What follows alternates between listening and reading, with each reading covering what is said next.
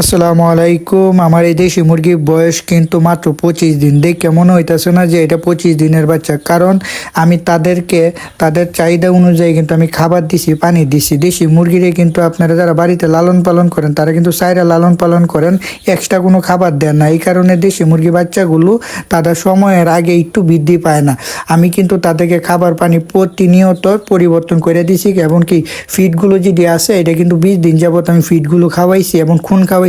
এই কারণে কিন্তু তারা কিন্তু সময়ের আগে বৃদ্ধি পাইছে। এই যে এই মুরগির বয়স হইতেছে মাত্র 40 দিন। দেন আসলে দ্রুতভাবে তাড়াতাড়ি করে তারা বৃদ্ধি পাইতেছে, কারণ তারা খাবার পানি এবং ফিড এবং সাথে সাথে হইতেছে যে বাইরে পোকামাকড় খাইতেছে, খুন খাইতেছে।